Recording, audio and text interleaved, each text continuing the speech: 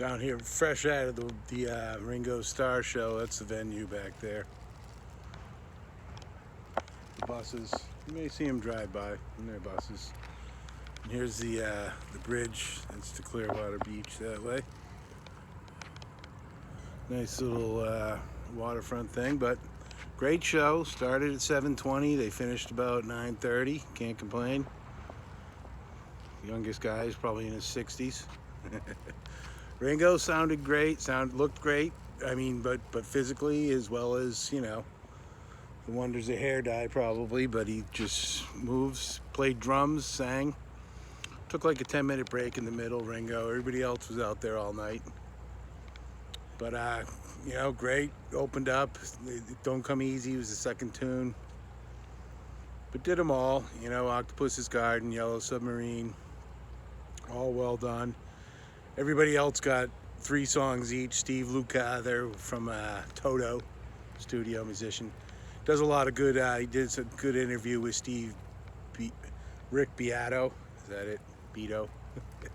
He has a good YouTube channel. That Steve Lukather is just a cool guy, telling stories, you know, from the 70s and stuff, being a session guy. Never was huge on Toto, but Rosanna rocked out. They rocked that one a long time, did a big jam at the end. And Colin Hay from Men at Work did his 2 big tunes and one other one that was another all Men at Work tunes. Good, a bit of a dour-faced dude.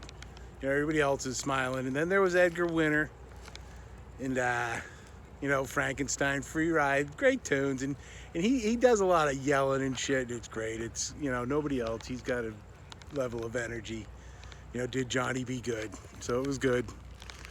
Pretty good. Hamish Stewart from the Average White Band, who I don't really know shit about.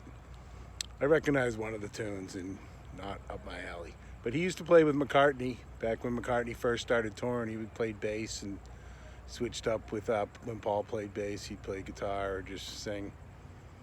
Talented dude, good enough dude, you know. Greg Bissonette on drums all night.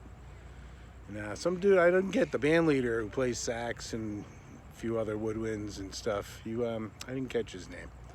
Not a huge name, but one of those guys who's probably involved in just about everything.